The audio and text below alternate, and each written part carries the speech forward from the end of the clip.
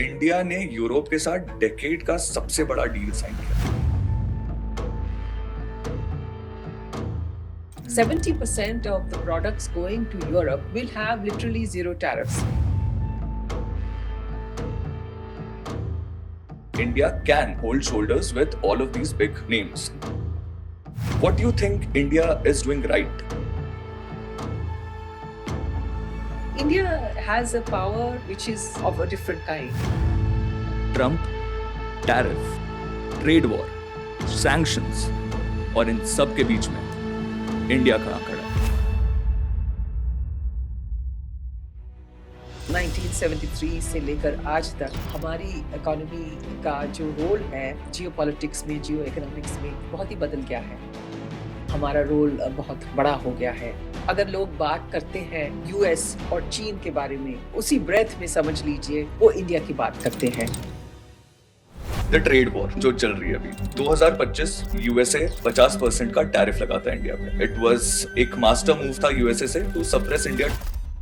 That was too heavy a tariff और बहुत ज्यादा धक्का पहुंचा। जेम्स एंड ज्वेलरीज की जो कारीगर हैं, कई सारे उनके यूनिट्स बंद हो गए और ये कारीगर अपने गांव चले गए।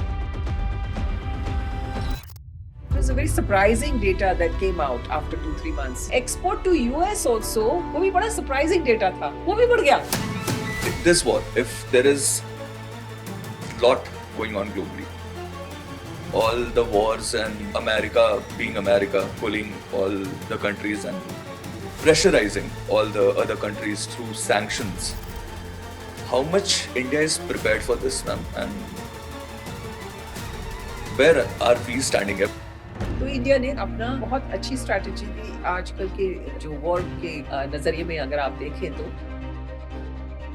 उन्होंने क्या किया, they diversified into buying from many countries. अभी इस वक्त ये हाल है कि हम 40 देशों से तेल खरीद रहे हैं। 40 देशों से। We are the third largest importer in the world.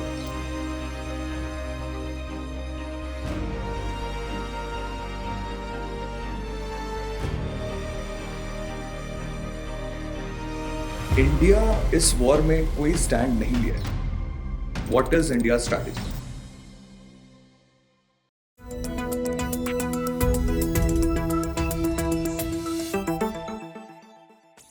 JK super podcast की जनता, वेलकम टू अनदर एपिसोड। और आज का एपिसोड बहुत ही इंटरेस्टिंग होने वाला है क्योंकि हम बात करेंगे आज Trump, tariff, trade war, sanctions और इन सब के बीच में इंडिया कहाँ खड़ा है। आज के हमारे गेस्ट है Sushma Ramachandran ma'am, senior journalist, economist, और इस टॉपिक को कवर करने के लिए इससे बेटर कोई होस्ट नहीं। Welcome ma'am. Thank you ma'am. To start with, we'll have a journey of where you started. How has been your journey? Where do you see India today? And where was India back then when you started? देखिए, I started my career many years ago in 1973 when I joined Times of India. तो वहाँ से एक साल हमारी training हुई थी, फिर मुझे इकोनॉमिक टाइम्स में पोस्ट किया गया। तो उस वक़्त दिल्ली का कोई एक एडिशन नहीं था इकोनॉमिक टाइम्स का। तो दिल्ली एडिशन की जो लॉन्च टीम थी उसमें मैं मार्च 1973 में गई और वहाँ वो पहले एडिशन में मेरी एक स्टोरी थी, वो जिसमें बॉबी फ़िल्म तब आई थी और उसके जो रिकॉर्ड्स, उनके म्यूज़िक का जो रिकॉर्ड ब्रेकिंग सेल्स थे, उसके बारे में मैंने लिखा था और वो डिम्पल कपाडिया की भी फ़ोटोग्राफ थी। तो वो था हमारा पहला दिल्ली का एडिशन। तो उसके बाद हालाँकि मेरी इकोनॉमिक्स में बहुत ज़्यादा बैकग्राउंड नहीं थी, लेकिन तब इकोनॉमिक टाइम्स के जो सारे सीनियर एडिटर्स थे, उन्होंने कहा कि हमें कोई इकोनॉमिक्स बैकग्राउंड का कोई नहीं चाहिए, हम आपको ट्रेन करेंगे। और खैर I was thrown into the pool and I learn to swim. तो उसके बाद धीरे-धीरे मुझे इकोनॉमिक रिपोर्टिंग इतनी पसंद आई, बहुत ही पसंद आई और मैंने बहुत सारी एरियाज़ का कवर किया। एग्रीकल्चर का जो एग्रीकल्चर के ऊपर मैंने इंडस्ट्री कवर किया, industry ministry, planning commission, finance ministry. मैं उस वक़्त की बात कर रही हूँ जबकि इंदिरा गांधी प्रधानमंत्री थी, जब इमरजेंसी हुआ और जबकि लाइसेंसिंग राज उस वक़्त बहुत प्रेवलेंट था। अगर उन दिनों उद्योग भवन जाना तो बहुत ही गंभीर बात होती थी, क्योंकि सारे जो उद्योगपति थे, वहीं घूमते रहते थे, बड़े-बड़े उद्योगपति। और उस वक़्त इंडस्ट्री मिनिस्टर नारायण दत्त तिवारी थे, और हर चीज़ के लिए उद्योगपतियों को वहीं उद्योग भवन में जाना पड़ता था, अपनी जो सब क्लीयरेंसेस के लिए। तो उस वक़्त की जो खबरें थी वो ज़्यादातर सरकार क्या कर रही है, हालाँकि, और प्राइवेट सेक्टर के ऊपर बहुत कम फ़ोकस था। अगर आपको याद नहीं होगा, उन दिनों टाइम्स ऑफ इंडिया में एक पेज होता था, commerce page. Commerce page, commerce yes. Page कहते थे, अब तो ख़ैर बिज़नेस न्यूज़ आती बिजनेस है, न्यूज़। लेकिन कॉमर्स पेज में ज़्यादातर स्टॉक्स एंड शेयर्स के ऊपर होता था। तो हमारे इकोनॉमिक टाइम्स भी बहुत सीरियस सा पेपर था।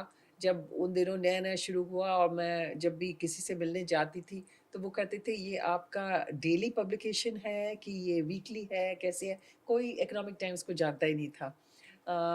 लेकिन मैं वहाँ 16 साल रही, और उसके इस पीरियड में बहुत बदलाव आए हमारी इकोनॉमिक स्टेटस में। इंदिरा गांधी के जाने के बाद जब राजीव गांधी आया, इनफैक्ट लोगों को ज़्यादा मालूम नहीं है कि लिबरलाइजेशन एक्चुअली राजीव गांधी ने गांधी शुरू किया ने था। शुरू उसने किया। कोशिश किया था कि जो पब्लिक सेक्टर की जो लॉस मेकिंग एंटरप्राइजेस, उनको बेचे। उन्होंने काफ़ी कोशिश की, लेकिन पॉलिटिकली वो हो नहीं पाया उस वक़्त। और दिस उसके वाज़ 1992 में, नहीं, ये 1980s की बात 80s की बात। 80s की बात कर रही हूँ। वो 1984 में वो आए थे। 84, यस। 84 में वो आए थे, और उन्होंने काफ़ी कोशिश की, लेकिन हुआ नहीं। लेकिन फिर खैर 1991 में वो प्रधानमंत्री मनमोहन सिंह, प्रधानमंत्री सॉरी, नरसिम्हा राव बने, नरसिम्हा राव। और मनमोहन सिंह फाइनेंस मिनिस्टर थे। तो उसके बाद ये जो लिबरलाइजेशन का ज़माना था, और स्टॉक मार्केट का जो उभरना हुआ, इसमें धीरे-धीरे करके जो कवरेज सिर्फ़ सरकार की थी, वो बदल गई। फिर प्राइवेट सेक्टर के ऊपर फ़ोकस आने फोकस लगा। आ गया। अभी रिलायंस इंडस्ट्रीज़ के बारे में लोग बहुत बातें करते हैं, लेकिन रिलायंस इंडस्ट्रीज़ का एक बहुत बड़ा योगदान है to build the equity culture of the country. Okay. क्योंकि धीरूभाई अंबानी ने उस वक़्त अपनी कंपनी बनाने के लिए, अ, उस वक़्त सब लोग बैंक से लोन लेते थे और अपना जो प्रोजेक्ट बनाते थे। तो उन्होंने कहा कि नहीं, मैं पब्लिक से लूँगा पैसा, और हुँ, मैं पब्लिक इश्यू करूँगा। तो हुँ, उसने पब्लिक इश्यू किया और पैसा इकट्ठा किया। उसके बाद बहुत सारे जो छोटे वर्ग के जो लोग थे, हुँ, बिल्कुल middle class people, lower middle class people ने 2-2, 3-3, 4 शेयर्स खरीदे, लेकिन उन लोगों को इंटरेस्ट आ गया शेयर मार्केट में। तो उस वक़्त छोटे-छोटे पैम्फलेट्स आया करते थे, सम कॉल्ड मनी, सम कॉल्ड स्टॉक्स, क्योंकि सडनली इतना ज़्यादा इंटरेस्ट हो गया स्टॉक मार्केट में। और ये जब धीरूभाई अंबानी अपनी एनुअल जनरल मीटिंग करते थे, हुँ, तो वो उनको स्टेडियम में करना पड़ता था, क्योंकि हुँ। सारे स्टॉक होल्डर्स, स्टॉक सारे जो होल्डर्स। शेयर होल्डर्स वहाँ आके उनकी बातें सुनते थे। तो हुँ, उसमें ये इस कंपनी का बहुत बड़ा योगदान है to develop equity culture. Equity culture. Equity culture. ख़ैर उसके बाद 1991 से आप मैं और बताऊँगी नहीं, आपको मालूम है, हाँ, that everyone knows the story. Okay ma'am. So to start with ma'am, hmm, where do you see India, आज भारत कहाँ है hmm, in terms of hmm. It's economics dominance over the world? देखिए, हमारी इकोनॉमिक डोमिनेंस तो नहीं है, हुँ, लेकिन ये है कि 1973 से लेकर आज तक हमारी इकोनॉमी का जो रोल है जियोपॉलिटिक्स में, जियो इकोनॉमिक्स में, बहुत ही बदल गया है। हमारा रोल बहुत बड़ा हो गया है। अगर लोग इकोनॉमिस्ट्स बात करते हैं, अगर लोग बात करते हैं हुँ, यूएस और चीन के बारे में, अ, उसी टोन में, उसी ब्रेथ में समझ लीजिए वो इंडिया की बात करते हैं कि इंडिया खैर चीन की इससे की तरह इतनी बड़ी इकोनॉमी नहीं है, यूएस की तरह इतनी बड़ी इकोनॉमी है, लेकिन उसका पोटेंशियल है और सब लोग देख रहे हैं, और लोग समझते हैं कि ये अभी नहीं तो कुछ ही दिनों में, कुछ ही सालों में इंडिया, चीन और यूएस तक पहुँच जाएगा। इसमें कोई संदेह नहीं है, इसमें किसी को डाउट नहीं है। तो ये जो कॉन्फिडेंस है कि इंडिया का इकोनॉमिक पोटेंशियल बहुत ज़्यादा है, वो 1970s में नहीं थी। मैं समझती हूँ 1980s में भी नहीं था। ये सिर्फ हुआ पिछले मतलब 20 सालों में, समझ लीजिए कि ये जो कॉन्फिडेंस हुआ कि भाई इंडिया का जो रोल है हमारे पूरे विश्व भर में, पूरे ग्लोबल इकोनॉमी में, वो अब बढ़ गया है। तो मैम, लाइक यू सेड, पिछले 20 सालों में India has created the base line. India ने वो बेस क्रिएट किया है जिससे आगे India can hmm, in potential future can hold shoulders with all of these big hmm, names. Hmm. What do you think India is doing right and it has done right for the past 20 years? India ने क्या वो सब सही किया है? देखिए बहुत सारी चीज़ें हैं। एक तो ख़ैर जो 1991 का जो लिबरलाइज़ेशन था, उससे हम शुरुआत वहीं से करनी चाहिए। हालाँकि मैंने सिर्फ़ 20 साल की बात की है, लेकिन शुरुआत 30 साल पहले हुई 30 थी। साल पहले 30 शुरुआत। नहीं ज़्यादा, एक्चुअली 35 इयर्स। 35 हाँ years. जी।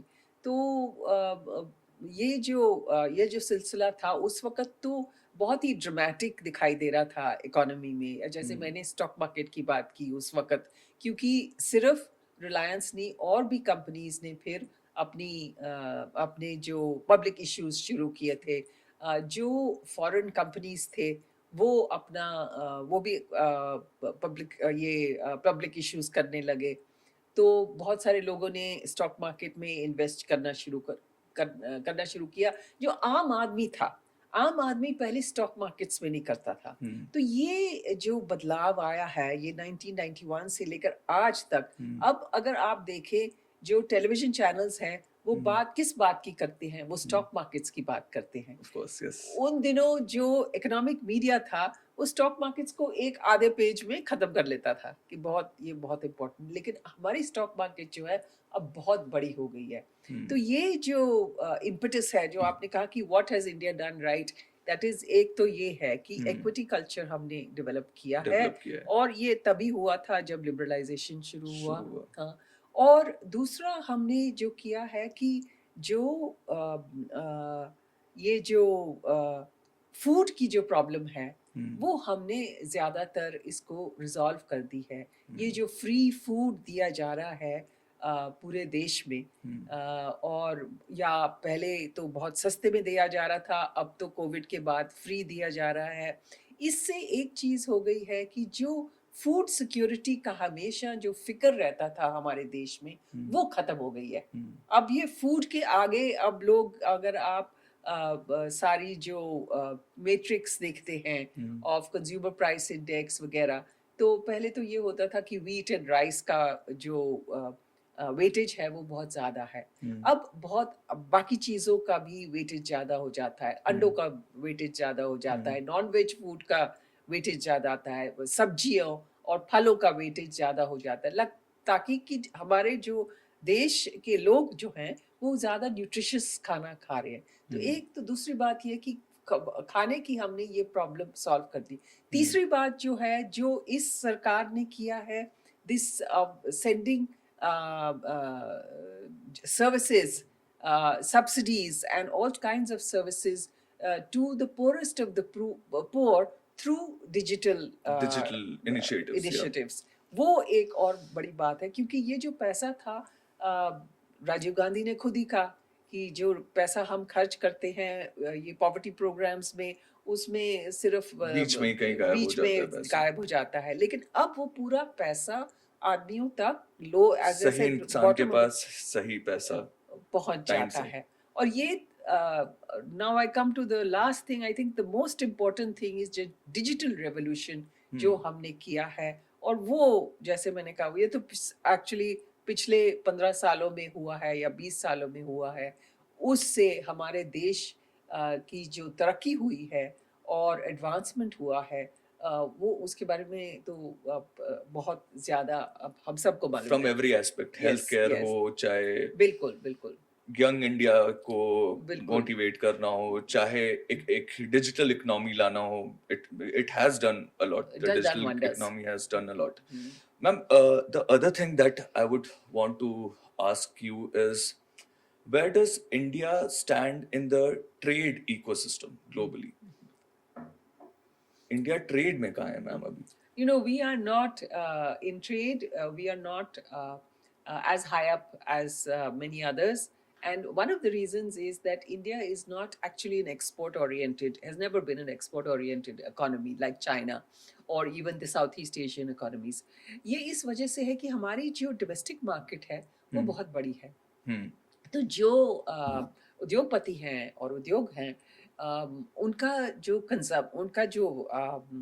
उत्पादन है वो ज्यादातर यही कंज्यूम हो जाता है. तो अगर उनके पास सरप्लस है तभी वो देखते हैं कि चलो भाई एक्सपोर्ट करेंगे. हमारी मार्केट, इंटरनल मार्केट इतनी बड़ी है.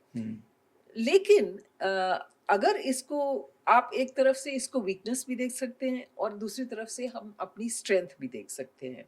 तो जब भी ग्लोबल क्राइसिस कोई आया है, हमारी स्ट्रेंथ रही है कि हम, जैसे अभी ट्रेड वॉर्स हो रहे हैं, बाकी जो देश हैं उनको बहुत ज्यादा असर हो रहा है, लेकिन हमारे देश में इतना असर नहीं हो रहा. असर तो जरूर हो रहा है, कई इंडस्ट्रीज को बहुत ज्यादा अफेक्ट हो रहा है. जेम्स एंड ज्वेलरीज हैं, टेक्सटाइल गारमेंट्स हैं, बहुत सारी इंडस्ट्रीज है. लेकिन ये बहुत सारी इंडस्ट्रीज हैं जो नहीं अफेक्ट हुई क्योंकि वो हमारे डोमेस्टिक मार्केट पर भी निर्भर है, डिपेंडेंट है. तो इसकी आप वीकनेस भी समझ लीजिए और इसकी आप स्ट्रेंथ भी समझ लीजिए, दोनों चीजें हैं. तो लेकिन हमें एक्सपोर्ट ज़्यादा करना चाहिए, एक्सपोर्ट बढ़ रहे हैं, लेकिन उस रफ्तार से नहीं जितने मेरे ख्याल में होने चाहिए if you are to become a big trading nation. So export, pharmaceuticals is industry जहाँ एक्सपोर्ट में एक्सपेंशन हो सकता है. देयर आर अदर सेक्टर्स जहाँ एक्सपोर्ट में इंडिया कैन एक्सपैंड. देखिए कुछ सेक्टर्स हैं, अभी आपने फार्मास्यूटिकल्स की बात की. फार्मास्यूटिकल्स एक क्षेत्र है जहाँ, देखिए अमेरिका में अगर आप जेनेरिक मेडिसिन की बात करें तो सब इंडियन जेनेरिक्स ही खरीदते हैं वहाँ पर. तो वहाँ हमने बहुत अपना प्लेस बना दिया है, अपनी जगह बना दी है अब्रॉड, अमेरिका में और काफी सारे देशों में, में हमने की है. तो ये तो कुछ एरियाज हैं जहाँ जेम्स एंड ज्वेलरीज हैं. जेम्स एंड ज्वेलरीज में वो भी वहाँ, अब ये टैरिफ्स का जो सिलसिला अमेरिका में जो हुआ, इसका असर, जैसे मैंने कहा, कुछ क्षेत्रों में हुआ. ये जेम्स एंड ज्वेलरी क्षेत्र में बहुत हुआ क्योंकि सबसे बड़ी मार्केट हमारी अमेरिका है. तो दूसरा, हम ये गारमेंट्स में हम बहुत कंपेटिटिव हैं, लेकिन उसमें हमारे पास कंपटीशन बहुत है. साउथ ईस्ट एशियन कंट्रीज में, इंडोनेशिया, वियतनाम, बांग्लादेश हमारा बहुत बड़ा कंपटीशन है. तो कुछ क्षेत्रों में हम बहुत कंपेटिटिव हैं और बढ़ रहे हैं. एक क्षेत्र में इसके बारे में लोग ज्यादा बात नहीं करते, वो है पेट्रोलियम प्रोडक्ट्स. पेट्रोलियम प्रोडक्ट, इसकी ये, it is a very big export sector, one of the biggest. क्योंकि हम क्या करते हैं, हम क्रूड ऑयल जो है, तेल जो है, इसको इम्पोर्ट खरीद के हम इसकी प्रोसेसिंग करते हैं. हमारे पास बहुत रिफाइनरीज हैं. हमने इंफ्रास्ट्रक्चर बनाया है, पब्लिक सेक्टर रिफाइनरीज भी हैं, प्राइवेट सेक्टर रिफाइनरीज भी हैं. और इन रिफाइनरीज में हम ये क्रूड ऑयल को प्रोसेस करके इसका पेट्रोल बनाते हैं, डीजल बनाते हैं, बिटुमेन बनाते हैं, एलपीजी बनाते हैं. पर एलपीजी खैर हमारे देश में इस्तेमाल होता है, कंजम्पशन ज़्यादा नहीं है.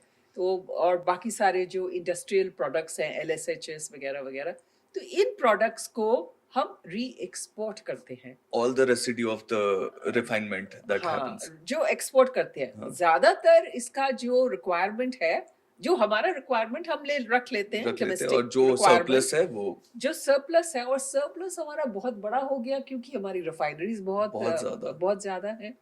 और अभी जब ये यूक्रेन वॉर हुआ, और यूक्रेन वॉर में यूरोपीय देशों ने कहा कि हम रशिया से तेल नहीं खरीदेंगे. और ठीक है, सैंक्शंस नहीं थे, लेकिन उन्होंने कहा हम नहीं खरीदेंगे. लेकिन हमने रशिया का क्रूड खरीदा, हमने अपनी रिफाइनरीज में बनाया, और हम वही जो पेट्रोलियम प्रोडक्ट्स हैं रशियन क्रूड से बना के उनको बेच रहे हैं. तो ये जो बात है, इसके बारे में खैर कई यूरोपियन एक्सपर्ट्स और डिप्लोमेट्स वगैरह कहते हैं कि भाई, आप लोग कहते हैं कि रशियन क्रूड नहीं खरीदेंगे, लेकिन इंडिया से आप ये वही रशियन क्रूड का बना हुआ प्रोडक्ट प्रोडक्ट्स खरीदे हैं, खरीदेंगे। Petrol, diesel, aviation turbine fuel वगैरह वगैरह आप खरीद रहे हैं। तो ये जो these are very interesting sidelights of our export basket. Great ma'am. Now coming down to what you mentioned ma'am, the trade war ji जो चल रही है अभी 2025, यूएसए 50% का टैरिफ लगाता है इंडिया पे। जी इट वाज आई थिंक एक मास्टर मूव था यूएसए से to suppress India to some limit, but जी एज यू सेड कि इंडिया वाज प्रिपेयर्ड। हमारे लिए वो पॉजिटिव भी है, हमारे लिए वो नेगेटिव भी हो सकता था। तो हमारे लिए ये पॉजिटिव्स कितने रहे और नेगेटिव क्या रहा मैम हमारे लिए? देखिए नेगेटिव तो बहुत रहा, क्योंकि जैसे मैंने कहा we are prepared to some extent, लेकिन 50% तो बहुत ज़्यादा है। That was too heavy a tariff, और बहुत ज़्यादा धक्का पहुंचा हमारी। जैसे मैंने जेम्स एंड ज्वेलरीज की बात की, जेम्स एंड ज्वेलरीज की जो कारीगर हैं वो कई सारे उनके यूनिट्स बंद हो गए, और ये कारीगर अपने गांव चले गए। देखिए दूसरी तरफ तिरुपुर में, साउथ में, जहाँ हमारे गारमेंट यूनिट्स हैं, वहाँ के बहुत सारे यूनिट्स बंद हो गए, और वहाँ भी जो कारीगर हैं वो भी, और वर्कर्स हैं, वो अपने गांव चले गए इस वजह से। अ, तो ये तो असर, ये तो नेगेटिव हुआ। लेकिन इसका पॉजिटिव ये हुआ कि यही जो उद्योग हैं, छोटे छोटे उद्योग हैं, in fact one of the issues के लोगों ने कहा कि इस टैरिफ, ये जो हाई टैरिफ से वही इंडस्ट्रीज अफेक्ट हुई है जिसमें जो बहुत लेबर इंटेंसिव है।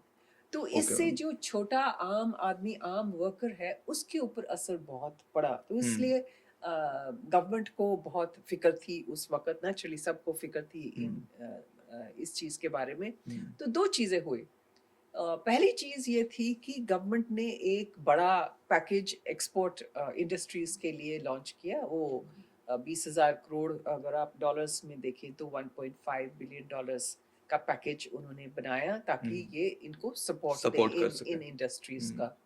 दूसरी बात ये हुई कि सरकार ने मदद की इन इंडस्ट्रीज की, और इन इंडस्ट्रीज ने खुद इनिशिएटिव लिया कि उन्होंने अपने मार्केट पिवट किया। समझ लीजिए जैसे जेम्स एंड ज्वेलरीज थे, सबने सोचा कि ये तो इंडस्ट्री खत्म हो जाएगी 2-3 महीने में, लेकिन उन्होंने अपनी मार्केट बदल दी। उन्होंने वेस्ट एशिया और नॉर्थ अफ्रीका में बेचना शुरू किया। वेस्ट एशिया में हमारे इंडियंस भी बहुत है, डायस्पोरा भी बहुत है। नॉर्थ अफ्रीका, मोरक्को वगैरह ऐसे देशों में इंडियन ज्वेलरी की बहुत डिमांड थी। तो उन्होंने, उनके जो 2-3 महीने के बाद जब डेटा आया एक्सपोर्ट्स का, तो वो डिक्लाइन बहुत हल्का था, और इनफैक्ट मोस्ट एरियाज में इंक्रीज हुआ। It was a very surprising data that came out after 2-3 months. सबने सोचा कि बिल्कुल डिक्लाइन हो जाएगा, लेकिन नहीं हुआ। ये तो जेम्स एंड ज्वेलरीज वालों ने भी किया, और ये गारमेंट्स वाले जो हैं, जो छोटे छोटे स्मॉल एंड मीडियम एंटरप्राइजेस, उन्होंने भी अपना पिवट किया to West Asia and to North Africa and to other countries, Southeast Asia में। So this ये was one of the master move, ma'am. हाँ, तो ये that was a very मतलब it shows the strength of the exporting industry, yes. and support was given by government, क्योंकि उन्होंने diplomatic initiatives भी लिए थे। लेकिन this reduced the impact of the American tariffs। अच्छा, export to US also, वो भी बड़ा surprising data था, वो भी बढ़ गया। एक्सपोर्ट्स टू यूएस, जिस लोगों ने सोचा कि डिक्लाइन होगा, डिक्लाइन नहीं था। हालांकि इंक्रीज इतना ज्यादा नहीं था जितना होना चाहिए था, पर इंक्रीज था। There was still an increase, so that meant that people in the US were prepared to accept the higher prices of Indian goods, and they still wanted them. The demand Indian goods. So data would have been so surprising, ma'am. It was very surprising. It was all planned to suppress India, and at the end, India ज्यादा उठ के बाहर आ गया। 2-3 महीने का जो data था, अब सब पेपर्स में आया था। Surprisingly, exports have gone up. So that was very interesting. Even a lot of people were going in US. A lot of people वो Trump के against जा रहे थे. Even the Supreme Court there, they had. The Supreme Court had ruled against his tariffs. हाँ, लेकिन अब क्या हुआ है, एक तरफ से इंडिया और यूएस की जो ट्रेड डील की नेगोशिएशंस चल रही हैं, दूसरी तरफ से और उन्होंने फिर बीच में ट्रम्प ने कहा नहीं मैं नीचे ले आता हूँ 18% कर देता हूँ इंडिया के लिए, तो 50% हट के 18%। लेकिन सुप्रीम कोर्ट ने बिल्कुल ही हटा दिया सारे जो सारे रेज्ड टैरिफ्स। लेकिन अभी भी खतरा है, अभी तो ये खतरा नहीं कह है मैम। सकते कि ओके 18% से नीचे होगा या नहीं। हाँ, अभी नेगोशिएशंस चल रही है, हम्म, पर अमेरिका के पास और हथियार हैं, ट्रम्प के पास और हथियार हैं। लाइक मैम इसको कहते हैं, एक प्रोविजन है उनके ट्रेड एक्ट में, सेक्शन 301। सेक्शन 301। 301 सेक्शन 301 बहुत पुराना है, मैंने बहुत रिपोर्टिंग की है कई साल पहले। सेक्शन 301 हर साल वही डेलीगेशन आती थी कि कहते थे कि आप इंटेलेक्चुअल प्रॉपर्टी राइट्स के आप वायलेट कर रहे हैं और हम आपके ऊपर सैंक्शंस डालेंगे, हम टैरिफ्स बढ़ाएंगे। ये समझ लीजिए सीजनल स्टोरी थी, हर साल कुछ ना कुछ कुछ ना सेक्शन कुछ 3 सुपर सेक्शंस 301 कहते थे, सेक्शन 301 वो अलग अलग है। तो अब वो उन्होंने कहा कि सेक्शन 301 के अंडर हम ये टैरिफ्स बढ़ा सकते हैं, और फिर सुप्रीम कोर्ट कुछ नहीं कह सकता because it comes under constitutional provisions and rules. तो इसके बारे में अभी बातचीत हो रही है। लेकिन जैसे मैंने कहा, अभी तो ट्रेड डील की नेगोशिएशंस चल रही हैं और देखो क्या होता है अभी। मैम इसके बीच एक और चीज हुई मैम, इंडिया ने यूरोप के साथ डेकेड का सबसे बड़ा डील साइन किया। जी बिल्कुल। इसमें what India will gain out of it, और यूरोप का भी कुछ इंटरेस्ट है इसमें? Is Europe also gaining something out of this?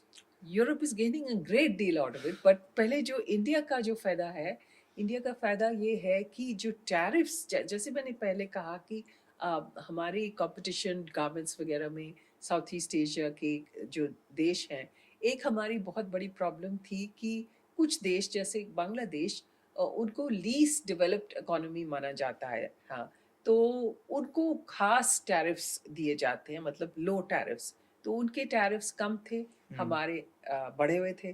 तो इस एग्रीमेंट से हमारे टैरिफ्स बहुत कम हो जाते हैं। 70% of the products going to Europe will have literally zero tariffs. तो ये बहुत ही, it will be a great, it will also boost the export. हाँ, great breakthrough for exports to Europe. एक यूरोप तो ये चीज हो जाएगी। यूरोप की तरफ अगर आप देखें तो वो देख रहे हैं कि भाई ये बहुत बड़ी मार्केट है इंडिया।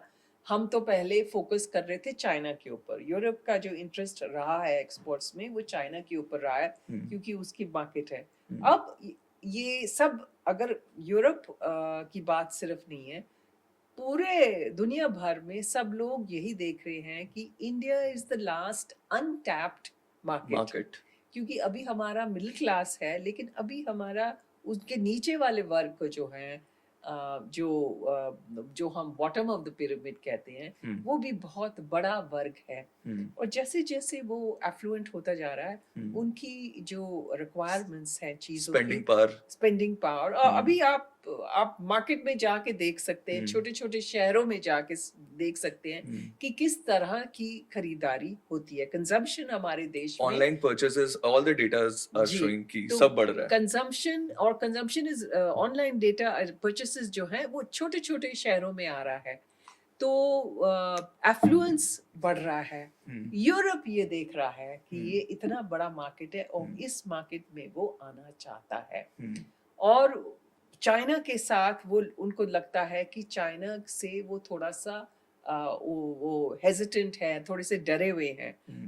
चाइना के बारे में उन्होंने, चाइना की बहुत बड़ी वो इलेक्ट्रिक व्हीकल्स हैं, ईवीज हैं, तो उन्होंने अपने टैरिफ्स बढ़ा दिए हैं चाइना के जो प्रोडक्शन से। तो वो चाहते हैं कि अब वो फोकस करें इंडिया के ऊपर और ये मार्केट को टैप करें। हाँ, उनकी भी कुछ मांगे हैं। वो चाहते हैं कि इनके जो डेयरी प्रोडक्ट्स हैं वो यहाँ पर आए, और एक जिस चीज़ के ऊपर कई सालों से, मतलब 15-20 सालों से ये डील अटकी हुई थी, वो ये लिकर के ऊपर, वाइन्स एंड स्पिरिट्स के ऊपर इंडिया ने बहुत कहा कि हम अपनी टैरिफ्स नहीं कम करेंगे। लेकिन इसके बारे में इस बार इंडिया ने कहा कि नहीं, हम हम कम कर देते हैं, तो अभी 6 महीने के बाद शायद आपको मिलेंगे वाइन्स थोड़े से सस्ते सस्ते रेट, मिलने सस्ते में लगेंगे। मिल जाएँगे। तो पर डेयरी प्रोडक्ट्स में फिर भी हमारे देश की थोड़ी-सी हेजिटेशन है। और ये this is justified to some extent, क्योंकि हमारा जो डेयरी सेक्टर है हुँ, अ, वो बना हुआ कोऑपरेटिव से। इन यस, कोऑपरेटिव्स में हज़ारों, लाखों जो हैं ये जो किसान हैं, किसान है। छोटे-छोटे किसान हैं, उनकी 1-2 गाय हैं या हुँ, 10-15 गाय होंगी ज़्यादा से ज़्यादा। हुँ, तो ये कोऑपरेटिव से बना हुआ है, हमारी हुँ, अमूल, नंदिनी वगैरह। लेकिन यूरोप में बहुत कॉर्पोरेटाइज़्ड है। हुँ, अ, पर अभी जो हमारे कुछ एग्रीकल्चरल इकोनॉमिस्ट कहते हैं कि हुँ, हमारी डेयरी इंडस्ट्री इतनी कमज़ोर नहीं है, हमको थोड़ा-सा रिलैक्सेशन देना चाहिए। We can afford to bring in some dairy products from abroad, इतना कोई हानि नहीं होगा हमारे हुँ, डेयरी क्षेत्र में। हुँ, तो इसलिए थोड़ा-सा थोड़ी-सी लीवे दी जा रही है हुँ, यूरोपीय हुँ, इंपोर्ट्स के ऊपर। तो ये कुछ सेंसिटिव एरियाज़ हैं।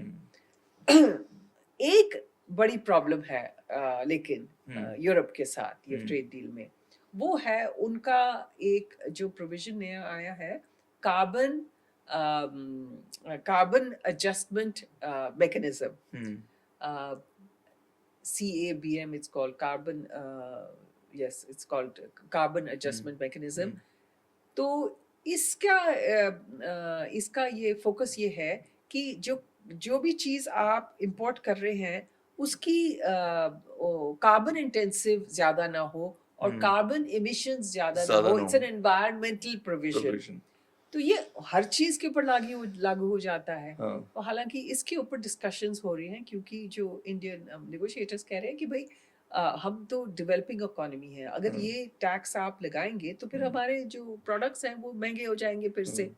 तो इसके ऊपर थोड़ा-सा प्रॉब्लम है यूरोप के साथ। Okay and where do you see the मैं कहीं पढ़ रहा था यू हैव सेड कि इट्स अ लिटमस टेस्ट हाँ।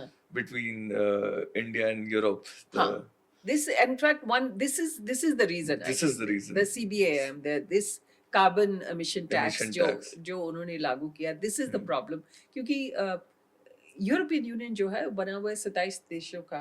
तो Hmm. उनकी जो ब्यूरोक्रेसी है Hmm. वो इतनी कॉम्प्लेक्स है, Hmm. बिल्कुल हमारी इंडियन ब्यूरोक्रेसी की तरह है। Hmm. हर चीज़ के ऊपर वो अपने गाइडलाइन डाल लेते हैं। Hmm. इनफैक्ट ब्रिटेन का एक कहना था, ब्रिटिश ऑफिशियल ने कहा कि हमें बहुत रिलीफ है कि भई हम यूरोपियन कमीशन से निकल आए हैं, क्योंकि Hmm. वहाँ ये इतनी रेगुलेटरी प्रोविजंस होती हैं। Hmm. तो वहाँ ब्यूरोक्रेसी बहुत ज़्यादा है, तो Hmm. ये सीबीएम का जो टैक्स लगाना, कार्बन एमिशन का टैक्स विथड्रॉ करना बड़ा मुश्किल Hmm. है। Hmm. तो this will be a problem I think, and also to see whether Indian products really get the benefit of competitive tariffs, cheap tariffs. Hmm. तो ये आगे देखना है क्या कि होगा। क्या होगा इसका? हाँ, Ma'am, do you think Europe is stuck in between America and Russia, and that's the reason it is finding वो खोज रही है अलग-अलग देश and उसमें इंडिया cracked हाँ, it down. yes, yes. No, that is true because Europe was quite close to Russia. वहाँ से वो उनका तेल भी आ रहा था, गैस भी आ रहा था. गैस भी आ रहा था। अब उन्हें धीरे-धीरे करके अपना गैस भी अमेरिका से ले रहे हैं, Hmm. तेल भी वो शिफ्ट कर रहे हैं, मिडल ईस्ट से लेने की कोशिश कर रहे हैं। Hmm. तो और अपना इंडियन भी ले रहे हैं प्रोडक्ट्स, हालाँकि Products सब क्रिटिसाइज़ कर रहे हैं कि आप रशियन क्रूड ही ले रहे हैं। ले रहे हैं, हाँ. पर ये बात बिल्कुल ठीक है आपकी कि Europe is feeling isolated in some In sense. some sense, yes. In fact उनका एक डेलीगेशन गया था चाइना, हाँ. क्योंकि चाइना से भी वो अब ये यूएस टैरिफ्स, उन यूएस ने यूरोप के ऊपर भी टैरिफ्स लगाए, यूरोपियन यूनियन के ऊपर भी टैरिफ्स लगाए। हम्म, तो उसके बाद वो एक डेलीगेशन गया था चाइना, हम्म, उनसे भी बातचीत करने के लिए। हम्म, और आपको याद होगा कि पिछले साल कब की बात है, मुझे याद नहीं है, पर वो एक पूरा यूरोपियन कमीशन की जो पूरे मेंबर्स वो आए थे यहाँ पर। हाँ. और ये पहला मतलब it is quite path breaking hmm, कि वो चाहते हैं कि इंडिया के साथ इनके जो टाइज है टाइज हैं वो बेटर हो. वो बेटर हों और डीपन हों। और जनवरी में खैर वो आए थे, इनका पूरा डेलीगेशन फिर आया था, रिपब्लिक डे के लिए उनको इनवाइट किया गया था। और उस वक्त उन्होंने कहा कि हमारे जो एफटीए के नेगोशिएशंस कंक्लूड हो गए हैं, तो वो तब अनाउंस किया। हालांकि वो तब लागू होगा जब यूरोपियन काउंसिल उसको क्लियरेंस देगी, और फिर उसके बाद इंडिया विल रैटिफाई, और फिर 27 में ही ये लागू होगा। 27 में ये लागू होगा, then we see where it goes. Okay ma'am, so अब आगे बढ़ते हुए मैम, अब इतने सैंक्शंस, अभी there is a lot going on globally, all the wars and America being America, bullying all the countries and pressurizing all the other countries through sanctions. How much India is prepared for this, ma'am, and where are we standing here? Because there not has been, हमारे तरफ से बहुत ज़्यादा vocal नहीं रहा गया है। तो is there anything that we are not saying upfront? हम कुछ आगे बढ़ के बोल नहीं पा रहे हैं, या there is a strategy in place which India is playing, जो हम देख भी रहे हैं, वो इंडिया अपने टाइज बढ़ा रहा है globally. It's shifting from the major export it was doing to the renowned countries than a tier 2 country or a developing country. जी।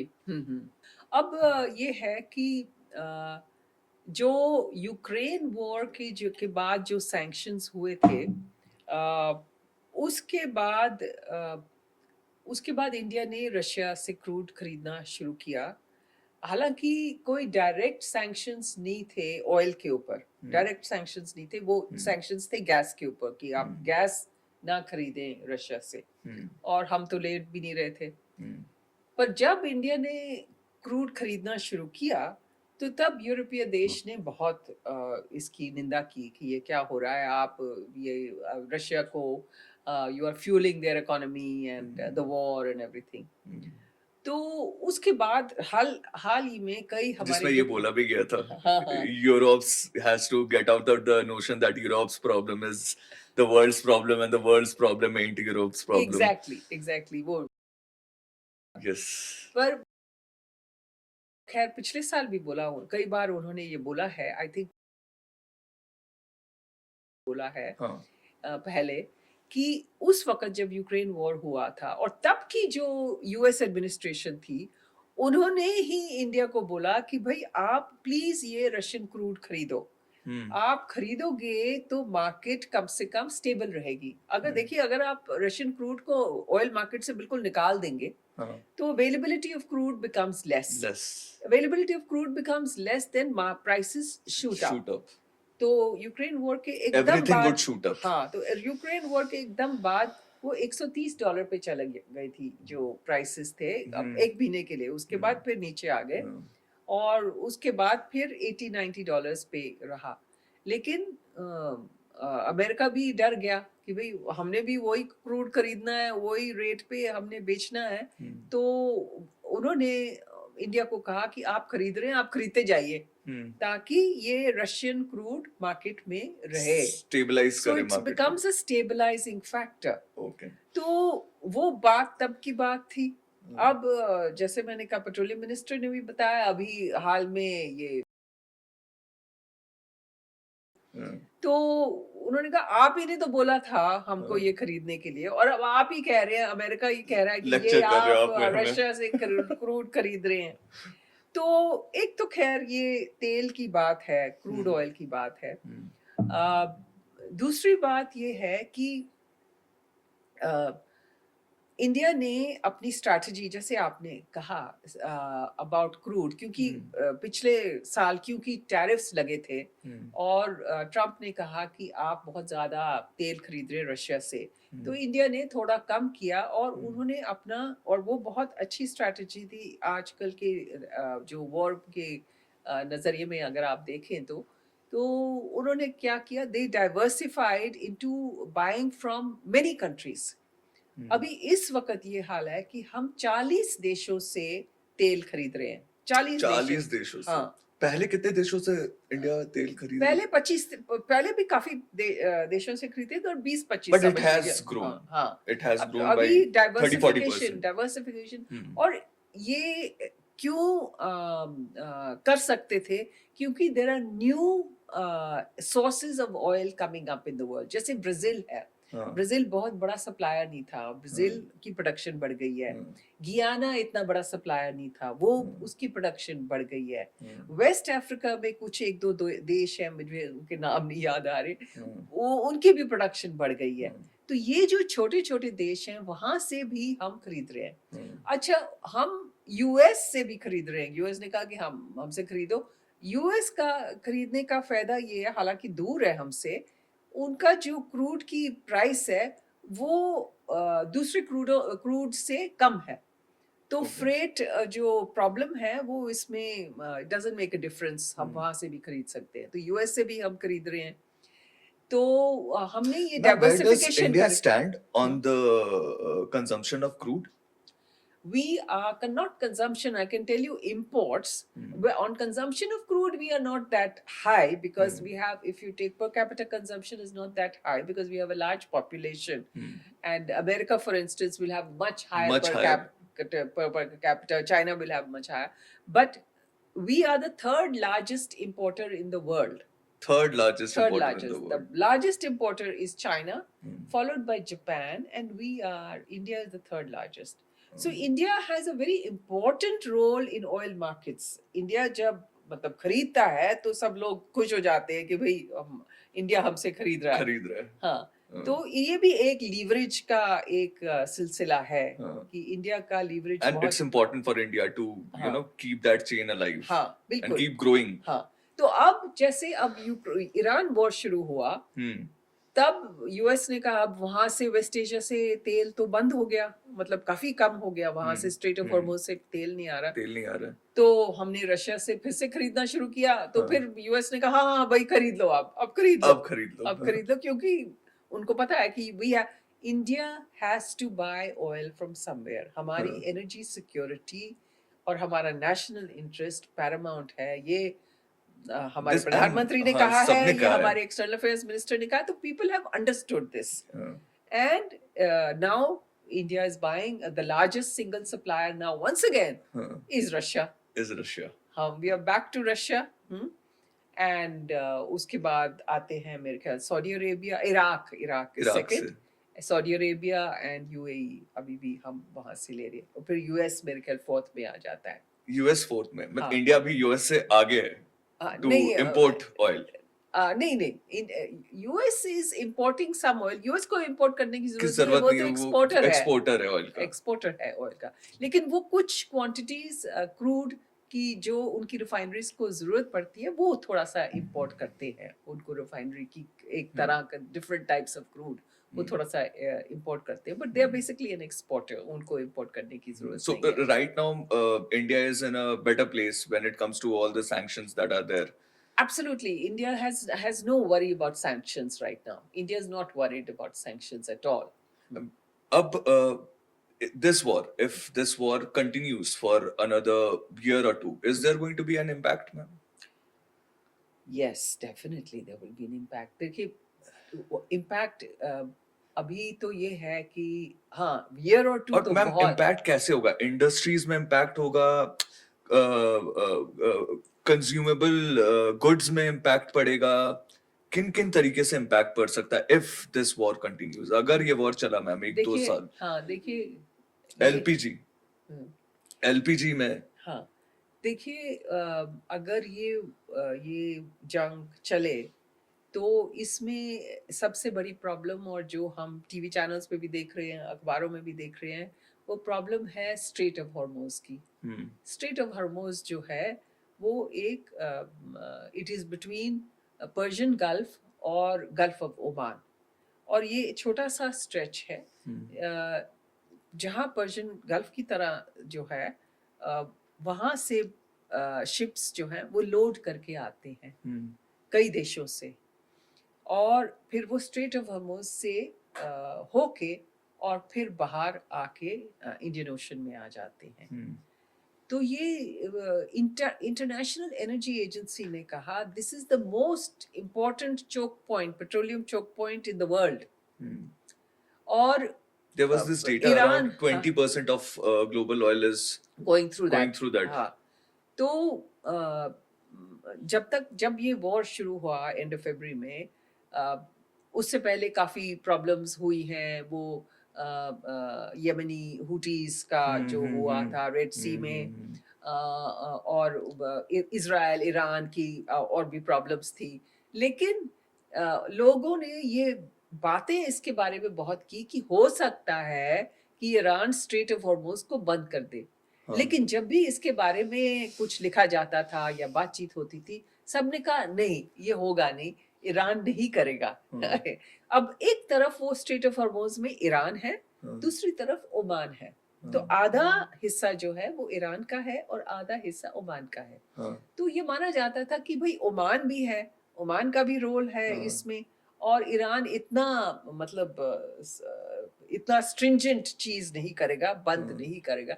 लेकिन अब ये वॉर आ गया और ईरान ने स्ट्रेट ऑफ हॉर्मुज को बंद कर दिया। तो जब ये वॉर के बारे में बातें करते हैं लोग कि why did US start the war, तो ये अमेरिका कमेंटेटर्स ही कहते हैं कि भाई ये यूएस को इतनी हैरानी क्यों है कि ये स्ट्रेट ऑफ हॉर्मुज बंद हो गया। क्योंकि जैसे मैंने कहा कि इसके बारे में काफी चर्चा हुई थी पिछले साल। अब मैंने खुद भी आर्टिकल्स लिखे इसके ऊपर, स्ट्रेट ऑफ हॉर्मुज के ऊपर।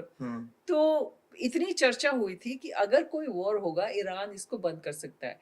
कहती है अमेरिका को जैसे दंग रह गया अमेरिका कि ये कैसे हो गया, उन्होंने बंद क्यों किया। लेकिन ईरान ने अपनी डिफेंस के लिए ये बंद कर दिया ताकि America was not even expecting कि ये हो सकता है। ये अमेरिकन कमेंटेटर्स यही कह रहे हैं कि why are they so surprised? It was the first thing that Iran would have done. Yes. तो ईरान ने वही किया जिसकी एक्सपेक्टेशन थी। और तो अभी आपने पूछा कि इसका इम्पैक्ट क्या होगा मैम? तो स्ट्रेट ऑफ हॉर्मुज अभी खुल गया है धीरे धीरे। तेल की जो ये सारी वेसल्स हैं वो आ रही हैं, शॉर्टेज कम हो रहा है। अगर ये फिर से बंद हो गया, हाँ। ये वॉर हमारे लिए असर तो ये है इंडिया के लिए कि स्ट्रेट ऑफ हॉर्मुज बंद नहीं होना चाहिए। लेकिन अगर बंद हुआ तो बहुत अच्छी बात है कि ये जो पेट्रोलियम मिनिस्ट्री है उसने अब अपने ऑल्टरनेटिव ऑप्शंस ढूंढ लिए। थोड़ा सा टाइम तो उनको मिल गया, 2 महीने। एक तो उन्होंने एलपीजी सबसे बड़ी चीज है। तेल तो की कोई फिक्र नहीं है, तेल को तेल हमें कई देशों से मिल जाएगा। LPG is mainly the lifeline अभी फॉर एलपीजी की ही प्रॉब्लम है। एलपीजी और नेचुरल गैस की भी प्रॉब्लम है। लेकिन एलपीजी की हमने अब ये ऑर्डर्स किए हैं कई और देशों से, और अमेरिका से भी ऑर्डर किया है एलपीजी का। और डोमेस्टिक जो प्रोडक्शन है हमारी अपनी रिफाइनरी, मैंने कहा हमारी बहुत बड़ी रिफाइनरी इंफ्रास्ट्रक्चर, डोमेस्टिक रिफाइनरीज ने अपना उत्पादन बढ़ा दिया है इसका एलपीजी का। तो एलपीजी की प्रॉब्लम शायद नहीं होगी। लेकिन नेचुरल गैस एक चीज है जो ज्यादातर वेस्ट एशिया से आती है। कतार which is one of the largest producers of natural gas, उसने अपना इंफ्रास्ट्रक्चर सारे वेल्स बंद कर दिए हैं और उन्होंने कहा कि हम आपको 5 साल के बाद ये शुरू करेंगे, ये रिपेयर्स वगैरह करके हमें 5 साल लगेंगे। तो नेचुरल गैस की जो प्रॉब्लम है वो तो है।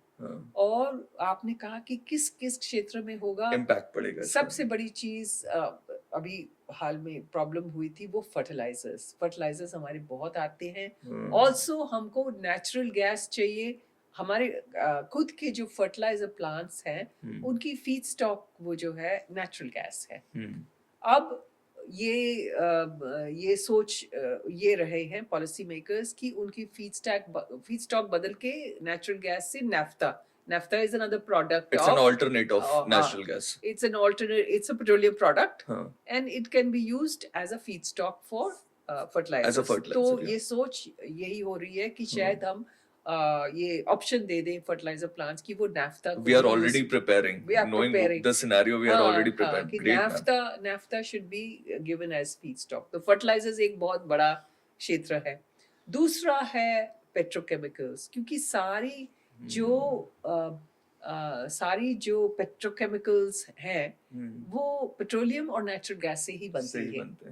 तो पेट्रोलियम तो हमारे पास है, लेकिन नेचुरल गैस की सप्लाई अगर कम हो जाए तो वो पेट्रोकेमिकल्स प्लांट्स को हिट करेगा। और अभी हाल ही में ये हो गया है, अगर आप मार्केट में जाएंगे तो प्लास्टिक्स की हर चीज के दाम बढ़ गए हैं। They have already increased over these last 2 months, क्योंकि पेट्रोकेमिकल से ही प्लास्टिक्स बनते हैं और प्लास्टिक्स के दाम बढ़ गए हैं क्योंकि नेचुरल गैस की अवेलेबिलिटी कम Which है is और one more of the most expensive. important component in every sector. और वो Plastic. उसका मतलब the rates have gone up, international rates, जैसे इंटरनेशनल ऑयल प्राइसेस इतने नहीं बढ़े हैं जितने नेचुरल गैस के बढ़ गए And हैं। it's being used in, I guess, Everything. everything. हम जो Everything. आपकी जो मेज है जो भी यहाँ है, पर हर सब कुछ चीज में, आपके हर चीज everything can, the हाँ, price of तो everything her can shoot up. चीज में पेट्रोकेमिकल्स का जो इम्पैक्ट है वो बहुत ज्यादा है। और अगर आप 1 साल के लिए, तो थोड़ा बहुत मुश्किल होगा। इन्फ्लेशनरी प्रेशर्स बहुत होंगे हमारी इकोनॉमी में। अगर हम ऑल्टरनेटिव्स भी कहीं से नेचुरल गैस ले आए, the rates will go up. So that is an area जहाँ बहुत बड़ी प्रॉब्लम होगी। Ma'am, the shift to ethanol blend is something that is also a preparation. हाँ, ethanol that is also a preparation, क्योंकि ultimately जो long term हमारा preparation होना चाहिए। अब ये सब देख के ये 1-2 साल से प्रॉब्लम है कि we have to move to renewable energy sources. तो अगर आप देश देखें चाइना ने इतना ज्यादा अपनी जो सारी इंफ्रास्ट्रक्चर है उसको रिन्यूएबल्स पे डाल दिया है कि उनकी जो इंपोर्ट्स हैं, उनकी कंजम्पशन फ्लैट हो गई है और उनकी इंपोर्ट्स कम हो गई हैं। तो इसलिए जब इंटरनेशनल एनर्जी ऑयल मार्केट्स के बारे में बात होती है तो वो कहते हैं demand has gone down in the last 2 years, क्योंकि चाइना ने अपनी इंपोर्ट्स कम कर दी है, क्योंकि उनको इतनी जरूरत ही नहीं है। अच्छा, वो कहाँ ईवीज तो आप तो पर्सनल व्हीकल्स में देखते हैं। हाँ। इन्होंने अपनी सारी बसेस ईवीज कर दी, उन्होंने सारी ट्रेन्स ईवी कर दी, उन्होंने इलेक्ट्रिफाई कर दी। तो उन्होंने पूरा इंफ्रास्ट्रक्चर जो है उन्होंने इलेक्ट्रिफाई कर दिया। बैटरीज में they are far ahead. They are far उनके चार्जिंग स्टेशन इंफ्रास्ट्रक्चर जहाँ हम बहुत पीछे हैं।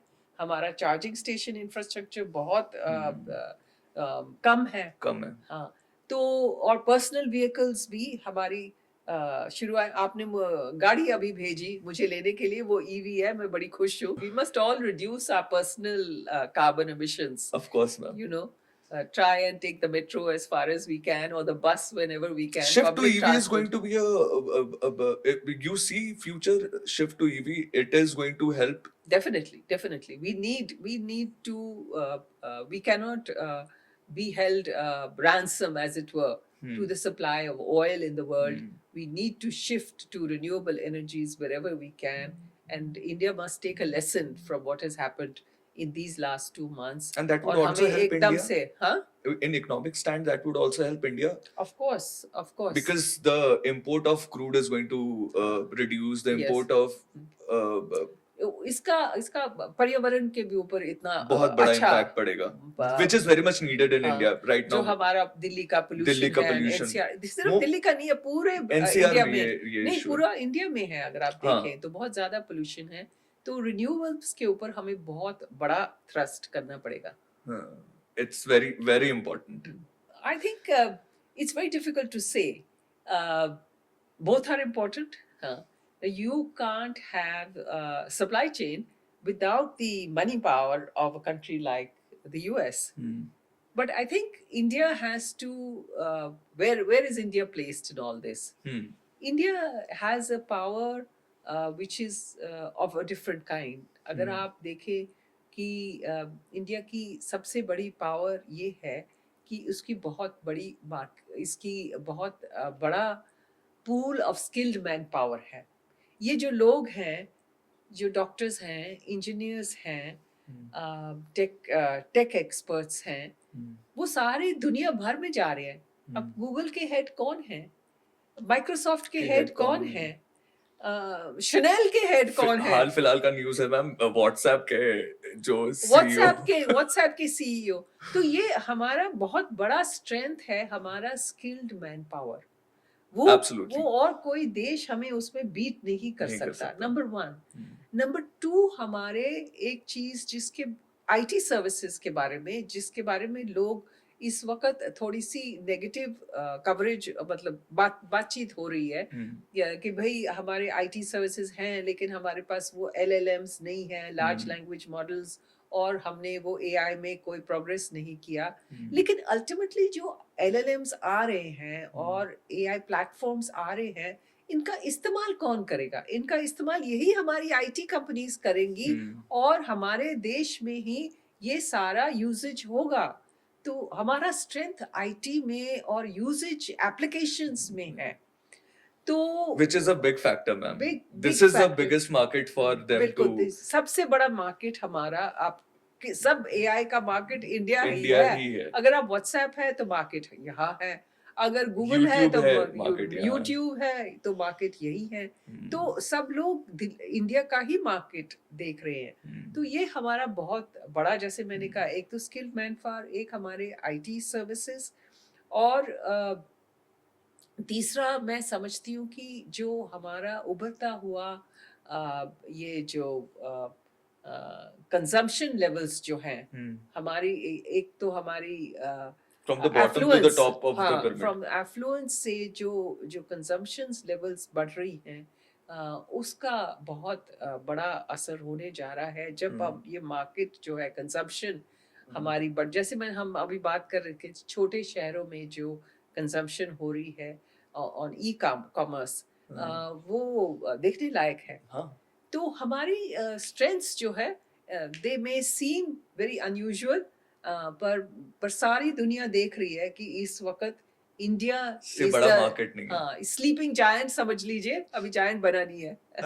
Now I remember, I don't know whether मैंने कहाँ देखा था ये, but there was this clip that I saw where our honorable prime minister, he said कि the biggest resource that India has, India का सबसे बड़ा जो ताकत है वो हमारी आबादी है, हमारे आबादी है, लोग हैं। बिल्कुल And बिल्कुल। now I am seeing that is completely coming to light. अब एब्सोल्युटली, मुझे लग रहा है कि वो बहुत ही सही Abs- स्टेटमेंट था। Absolutely absolutely. लुकिंग हाँ। अभी आपसे ये सुनकर लेकिन I'd say- मैं इसके मैं हमारी शॉर्ट कमिंग्स भी हैं, ये मैं कुछ Of course, short ma'am. Comings भी Please, बताती हूँ।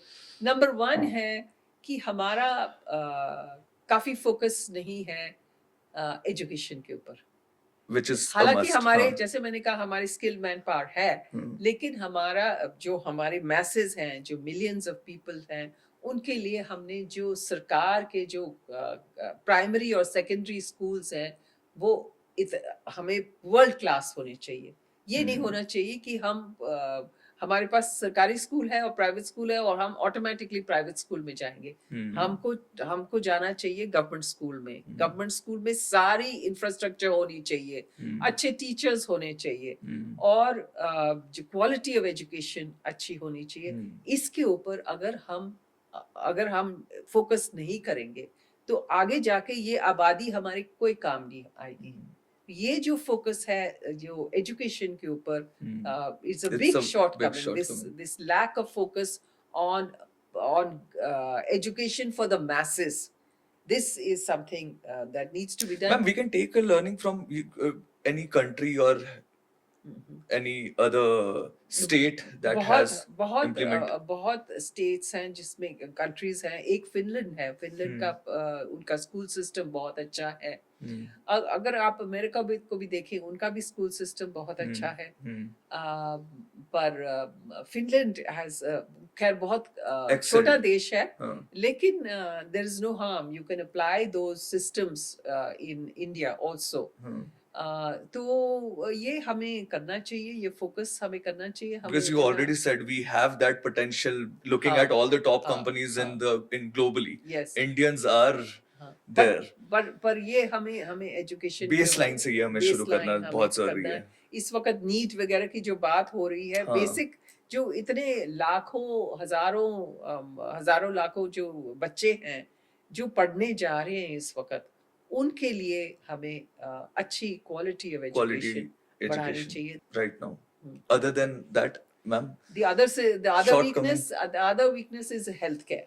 The other healthcare. हाँ, अब जब कोविड के टाइम में जो प्राइमरी हेल्थ केयर सिस्टम्स थे हाँ, रूरल एरियाज में, वो ना के बराबर थे। हम्म, तो ये तब पता चला कि हमें कितना स्ट्रेंथन करना है। फिर भी उसके बाद मेरे ख्याल में कुछ फोकस नहीं हुआ है। मैं इस सरकार को ये इतना तो बेनिफिट देती हूँ कि उन्होंने ये ये न्यू एजुकेशनल पॉलिसी को काफी उन्होंने बढ़ाया। दिल्ली में तो खासकर अच्छा दिखाई देता है, पर हाँ, दिल्ली तो शहर है। अब हाँ, आगे rural rural India is what you want to. Areas में हाँ, बहुत प्रॉब्लम है, तो वहाँ होना चाहिए हेल्थ केयर का एजुकेशन भी and ma'am, health care. Health care का भी मैम, अगर अगर आपका जो सिटीजन है वो स्वस्थ नहीं है, तो फिर वो काम क्या करेगा? आप कहते हैं कि आपकी ऑफ आबादी कोर्स है, आबादी आपकी स्वस्थ होनी चाहिए, जानकार होनी चाहिए, ये सबसे दोनों जरूरी चीजें। दो स्तंभ जो एक इंसान को मिलनी चाहिए जी, उनके पैदा होने के बाद, वो हाँ, है एजुकेशन और वो है हेल्थ केयर, एंड हाँ। That is going to These are the create. two things. These are the two things where we have great weakness, and I think this government is trying to improve it. इस वक्त की जो अभी जो हादसे हुए हैं, उसके बाद हम वापस जा सकते हैं इतिहास में, और जो पुराना जो स्थिति था कि भाई कोई कम टैरिफ्स थे और लोग बड़े फ्रीली ट्रेड होता था वर्ल्ड ट्रेड ऑर्गेनाइजेशन के जरिए, तो मेरे ख्याल में वो नहीं होने वाला। जो अभी टैरिफ्स बढ़े हुए हैं शायद थोड़े से कम हो जाएंगे कई देशों में, लेकिन क्या हो रहा है और क्या होने जा रहा है कि जो जियो पोलिटिकल अलायंसेस और जियो इकोनॉमिक अलायंसेस वो बदल रहे हैं। अगर आप देखें तो ये यूरोप जो है वो पहले उसका इतना ज़्यादा उनका लगाव या रिलेशनशिप यूएस के साथ था। अब वो टूट गया है, वो जो बंधन टूट गया है। यूके और यूएस का बंधन बहुत क्लोज था, वो कहते थे we are the best of friends, वो टूट गया है। अब यूरोप जो है डेलीगेशंस भेज रहा है इंडिया को, चाइना को, तो अब इंडिया भी देख रहा है कि ये उसकी रिलेशंस यूएस के साथ जो इतने अच्छे बढ़े हुए थे वो इतने अच्छे नहीं हैं। हालांकि ये मैं नहीं कहती कि वो बहुत खराब हो गए हैं। फिर अगर आप देखें कि जो एस्टैब्लिश इंस्टीट्यूशंस हैं वो भी टूट रही हैं। अब ओपेक को ही देख लीजिए, ओपेक से यूएई निकल गया, सबसे बड़ा देश जो है यूनाइटेड अरब एमिरेट्स ओपेक से निकल गया। इराक धमकी दे रहा है कि भाई हम भी निकल जाएंगे, तो ओपेक हो सकता है टूट जाए। नेटो जो इतना बड़ा स्तंभ था वेस्टर्न स्ट्रैटेजी और सिक्योरिटी के लिए, उसमें यूएस और यूरोपीय देश के ऊपर बहुत वो झगड़े हो रहे हैं नेटो में भी। तो जो एस्टैब्लिश इंस्टीट्यूशंस हैं, एस्टैब्लिश्ड ग्रुपिंग्स हैं, वो बहुत बदल रही हैं। और अब ब्रिक्स जो है, ब्रिक्स की तरफ लोग देख रहे हैं, इंडिया अभी इस वक्त है, लेकिन ब्रिक्स के अंदर भी डिसेंशंस हैं। हम ये नहीं कह सकते कि ब्रिक्स के अंदर बहुत यूनिटी है। तो अभी के आगे वाले दिनों में, आगे वाले सालों में मेरे ख्याल में ये जो जियोपॉलिटिकल और जियो इकोनॉमिक अलायंसेस वो बदलते जाएंगे। इसमें मैं समझती क्या हूँ हम एक नया वर्ल्ड ऑर्डर देखेंगे मैम आगे? मेरे ख्याल में नया वर्ल्ड ऑर्डर आ ही रहा है। अगर आप देखें कि जो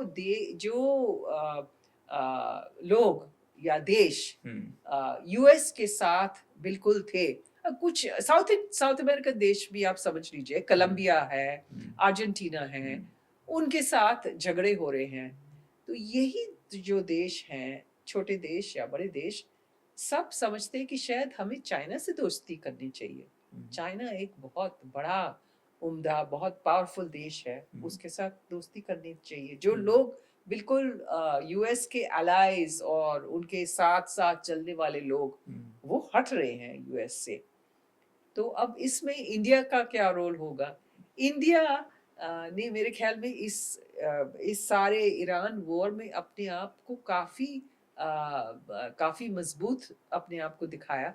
और इस वक्त बड़ी हैरानगी की बात है कि सारे वर्ल्ड लीडर्स और सारे एनालिस्ट सब ये चाहते थे कि इंडिया और मोदी ये इस जंग में कुछ अपना मीडिएटिंग रोल ले, लेकिन इंडिया ने लिया नहीं। हाँ, वो पाकिस्तान ने लिया, कतार ने लिया, इंडोशन, एंड फिर लोगों ने कहा कि देखिए पाकिस्तान ने इसमें बढ़ावा मिल गया, Pakistan has got so much importance. लेकिन मैं समझती हूँ कि ये बहुत अच्छा स्ट्रैटेजी था, क्योंकि इंडिया ने अपनी जो रिलेशनशिप, अब रूस के साथ जो उनकी जो रिलेशनशिप थी, चाहे अमेरिका ने कुछ भी कहा, लेकिन हमारी जो रिलेशनशिप रूस के साथ है वो बढ़ती गई है, वो कम नहीं कम हुई नहीं है। हुई है। हमारी रिलेशनशिप यूरोप के साथ बढ़ गई है, ज्यादा हो गई है। हमारी रिलेशनशिप जो चाइना के साथ, जो हमारी इतनी टेंस थी और बड़े समझ लीजिए फ्रॉस्टी टाइज कहते थे, ट्रेड्स में वो भी बढ़ा वो है। खुल गया है। अब हाँ। हम कह रहे हैं कि आप यहाँ कर आके अपना निवेश कीजिए, निवेश हमारे कीजिए। देश में हाँ। अब अलाउंस किया है। यूएस के साथ, जिसके साथ बीच में बहुत तंगी हुई थी, बहुत प्रॉब्लम्स हुई थी पिछले साल से, अब मार्को रूबियो ने स्पेशल यहाँ विजिट किया है और कहा कि भाई हम क्वाड की भी इम्पोर्टेंस करेंगे, हम आप बहुत अच्छे दोस्त हैं हमारे। तो इंडिया ने अपना जो पोजीशन है काफी मजबूत किया है, और it has not lost anything in this new system of alliances. पर आगे वाले दिनों में मेरे ख्याल में यूएस का जो रोल है, अगर यूएस सुधरा नहीं तो चाइना की इम्पोर्टेंस बढ़ जाएगी और इंडिया की इम्पोर्टेंस बढ़ जाएगी जियोपॉलिटिकल और जियो इकोनॉमिक अलायंसेस में। तो ma'am, to sum up, India कहाँ रहेगा मैम आज, और कितना टाइम लगेगा और इंडिया को? इंडिया को तो टाइम लगेगा, ये मैं इसमें there is no sugar coating it. हमें जब तक हम मैन्युफैक्चरिंग हम अपना बढ़ाएंगे नहीं, और अब हमारा इन्वेस्टमेंट ऑफ मैन्युफैक्चरिंग बढ़ेगा नहीं, जब तक हम अपना रेड टेप कम नहीं करेंगे। सबसे बड़ी एक वो जो मैंने वो शॉर्ट कमिंग्स बताई थी, मैं ये भूल गई कि हमारे देश में जो रेड टेप है ये बहुत अब हमको कम करना है। जब तक वो कम नहीं करेंगे, रेड टेप माने अभी भी अगर किसी ने एक प्रोजेक्ट शुरू करना है हमारे देश में तो हजारों अप्रूवल्स चाहिए, हजारों अप्रूवल्स But चाहिए। there has been an initiative for that also, ma'am. That Gati Shakti जो पीएम ने नहीं, लॉन्च गति शक्ति तो इंफ्रास्ट्रक्चर for पाइपलाइन है, infrastructure पर के लिए, कोई फॉरेन इन्वेस्टर foreign आके investment के लिए we need foreign something like that. Investor कोई आएगा तो उसको बहुत प्रॉब्लम है। हाँ। वो कहते तो हैं ये बहुत अच्छा देश है, हम यहाँ करना चाहते हैं, लेकिन आते हैं तो उनको बहुत मुश्किल होती है। This is the biggest problem, Very valid point, ma'am. Very valid point. Bureaucratic red tape. हालांकि बहुत कम हुआ है, मैं ये मानती हूँ। We need to cut down on red tape, that will certainly raise. अगर ये कम हो जाए तो मैं कहूँगी कि बहुत जल्दी we will catch up with China और विद यूएस, लेकिन जब तक ये रहेगा तो थोड़ा सा स्लो रहेगा। So, will we be there? Just a hypothetical question, ma'am. 100 साल में हम वहां पहुंच जाएंगे हमारे इंडिपेंडेंस के? 2047 will be the year where we break through all of these chains and we are amongst the most dominating economies there.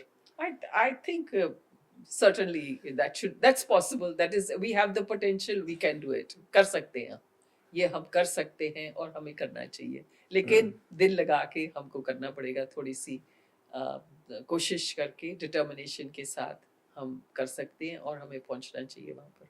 Thank you so much, man. It was so much learning from you. Oh, It was thank you. really nice, man. No, Got to my learn a pleasure. lot of things.